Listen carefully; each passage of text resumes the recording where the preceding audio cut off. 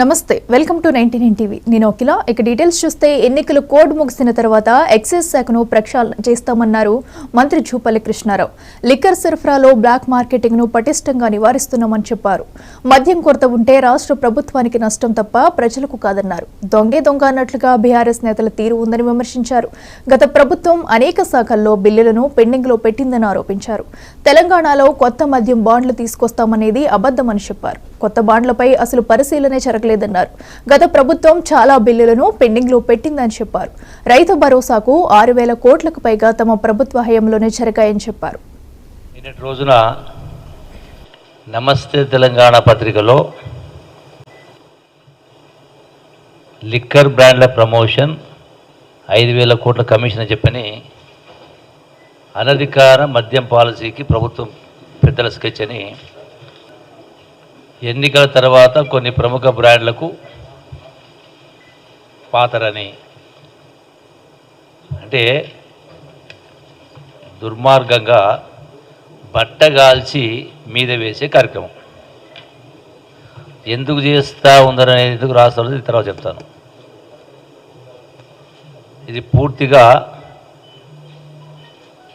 నిరాధారమైనటువంటి సత్యదూరమైనటువంటి ఆరోపణ. అసలు ఈ లిక్కర్ను 10,000 కోట్ల రూపాయల నుంచి 34,000 కోట్ల రూపాయలకు తీసుకుపోయిందే ఆనాటి బీఆర్ఎస్ ప్రభుత్వం. అసలు మద్యం అది అనధికార ప్రభుత్వ పాలసీ అట. ప్రభుత్వ పాలసీ ఏదైనా ఉంటే అది క్యాబినెట్ నిర్ణయిస్తుంది. అసలు అసలు అటువంటి ఆలోచనే లేకుండా అంటే వీళ్ళందరూ వీళ్ళే ఉద్దేశపూర్వకంగా దురుద్దేశపూర్వకంగా ఈనాడు ఈ ప్రభుత్వం పైన ఆరోపణ చేసే కార్యక్రమం చేస్తూ ఉన్నారు. లిక్కర్ మరియు బీర్ బ్రాండ్ల కృత్రిమ కొరత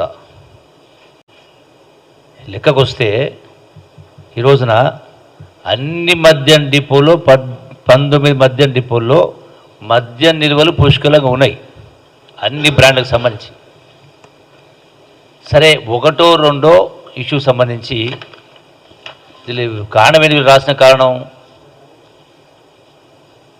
ఈ బ్రాండ్లకు సంబంధించి కార్పొరేషన్లో నిల్వలకు సంబంధించి రీటైల్ అందరూ కూడా చూసుకునేటువంటి వీక్షించే సదుపాయం ఉంది. ఏవి అడిగితే అవి ఎండబెడతారు. ఇది జనరల్ సిస్టమ్. మేము కొత్తగా వచ్చి పెట్టింది చేసింది కాదు కలకడం కాదు.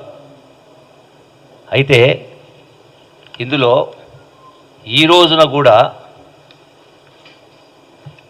ఈ మద్యానికి సంబంధించి సేల్స్ చూస్తే వాస్తవంగా అందుబాటులో తగ్గాలి కదా. అందుబాటులో లేకపోతే సేల్స్ తగ్గాలి కదా. గత సంవత్సరానికి ఈ సంవత్సరానికి పెరిగినాయి. మరి నిల్వ లేకపోతే పెరుగుతాయి ఎందుకు? Simple question of common sense. రెండవది ఒకటి వాస్తవం ఈ యొక్క చెల్లింపులకు సంబంధించి కొన్ని పెండింగ్ ఉన్నటువంటి విషయం వాస్తవం. అది కూడా గత ప్రభుత్వ హయాంలోనే అంటే మేము అధికారం చేపట్టి డిసెంబర్ 7 నాటికే గత ప్రభుత్వంలో అక్టోబర్ నుంచి పెండింగ్ పెట్టారు. సుమారుగా 2,300 కోట్ల రూపాయలు, సుమారుగా 2,350 కోట్ల రూపాయలు.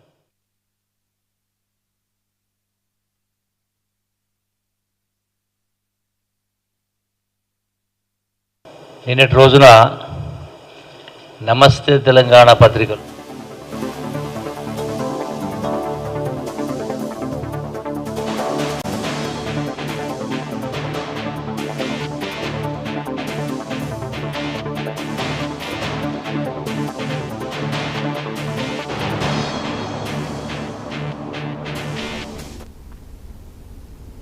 జయశంకర్